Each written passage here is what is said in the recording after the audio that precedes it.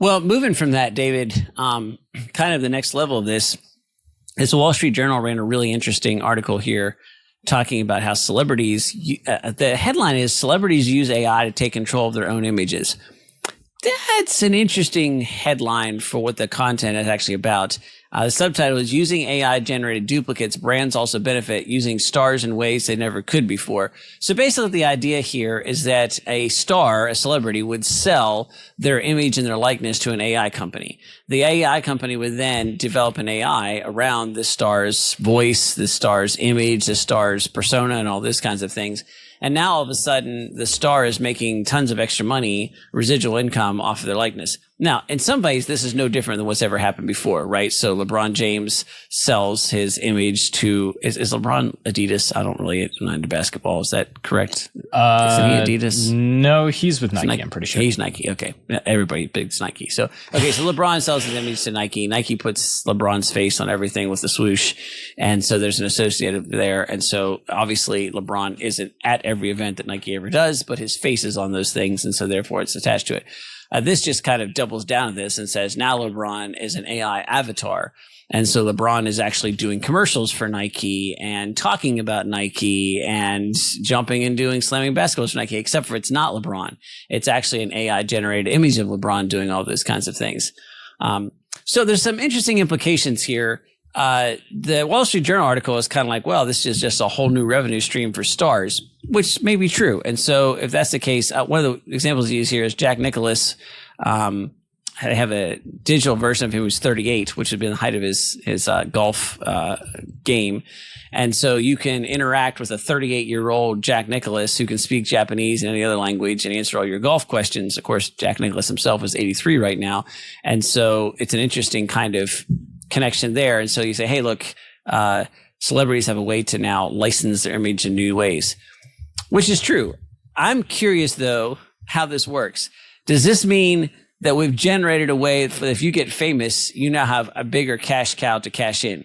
You can get famous and not just endorse brands like Nike, et cetera, and like the age old, way it's happened, age old, which is what, like the last 50 years, 75 years, something like that. But now you can also do this AI thing. But it seems to me like the implication here is also, wouldn't it make sense if you were a marketing company to just generate an AI celebrity? And if you did that, at some point, do celebrities themselves become superfluous because you just develop them with AI? So I don't know. I tend to think to some extent the human aspect will mean that you have to be famous first and then have the AI generate image. But it certainly seems like there would be a place here to generate AI avatars that are their own celebrities in some fashion. So, anyhow. There's some interesting studies of that. So I didn't include any of these in this week's, but if I come across any of these articles again, I'll link them below. There are a couple of cases of Instagram accounts that have all these images of this girl who is in high fashion clothes and is promoting going different places, traveling, beautiful scenery, and basically fairly standard Instagram celebrity type of thing, except for the fact that she is entirely AI generated. Just a complete spoof. Yeah. I think the article that I saw said that she wasn't like a huge celebrity, but it was somewhere in the neighborhood of like 100,000 followers, which is not insignificant. Right. And so that's a more recent one. The other place that you can look to for stuff like this that has been going on much more is out of Japan and Korea with some of their music that they generate. Right.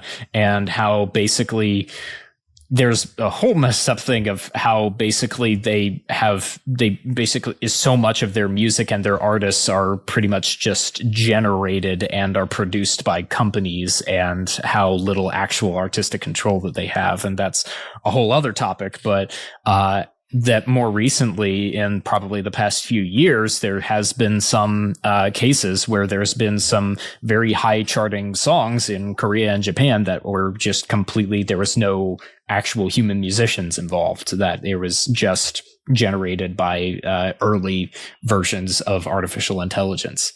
So that's interesting. And there's I don't know enough about this, so I'm going to I'm not sure if I'm going to proceed cautiously, but if you're listeners, take this with a grain of salt and perhaps add your own better perspective on this. There does seem to be a particular Asian and seems like particularly Korean, South Korean thing for sort of overproduced, auto-tuned, formulaic pop culture singing bands, boy bands type things. That seems to be K-pop is that's kind of the idea there, right? And so there seems to be a cultural desire for that to some extent. But it's interesting in the United States, and in some of the Western world, there's a point where that becomes top heavy. So it seems like there's a cycle here where it runs and you get overly produced music in any genre. So whether that's country music or it's rock or it's particularly, it seems like it happens a lot with pop. And as that happens and it sort of peaks and a company will say, well, if you play these kinds of, chords and you use these kinds of themes and you do these kinds of things, then always people kind of respond to this. But that seems to always wear itself out. And then all of a sudden you have people that are going back and they say, well, I want something that's unplugged. I want something that's acoustic. I want something that's, and so there's another interesting kind of counter thing to this that so often it's easy to look at these trends and say, well, look, these super popular bands they're just a formula. There's just a big bunch of business suits that sit around and plug in the numbers and make it work. And that's true. It runs like that, but the run is often pretty short. And then the whole thing collapses as everybody kind of the cool kids sort of rebel and they go to something that's very, very different. And kind of the cycle then, and then, all the original bands come up and then everybody starts to copycat them and the whole thing runs again. But there's a bit of a creative cycle there. And, so in this kind of AI generated stuff, I wonder if you might see some of the same cycle run where like at first these AI generated things would be kind of really interesting and popular because of the novelty and because they're, formulaic and all these kinds of things. And then the cool kids will reject it because there's an inauthenticity there that people just naturally don't like. So anyhow, I think there's an interesting cycle that runs there. Yeah, I agree. It's just a really interesting, it just brings up why people enjoy celebrities, really, right, and why people are involved with that. And it's just interesting to think about. The other incident, just before we move on from this, that this reminded me of was I Googled it while we were talking about this. Do you remember about 10 years ago now, actually, there was a really big controversy where this was 40 years after Bruce Lee had already died. The whiskey company, Johnny Walker, made a commercial where they made a CGI Bruce Lee who was drinking and was in a commercial for their whiskey. And they got in some major hot water about that. And there was a huge controversy about that.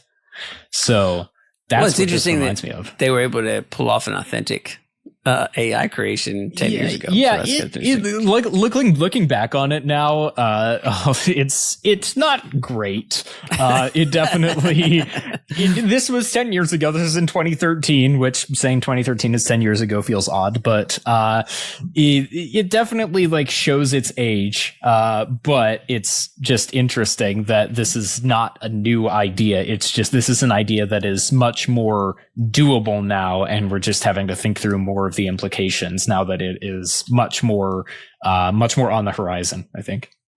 That's an interesting question too, David. Isn't it interesting that, I believe I've read stories about how the original monster movies like Swamp Thing and what's Godzilla and all those kinds of things, like people were genuinely terrified in the theater. Like they were genuinely like they had rescue crews standing by for people that passed out and things like that.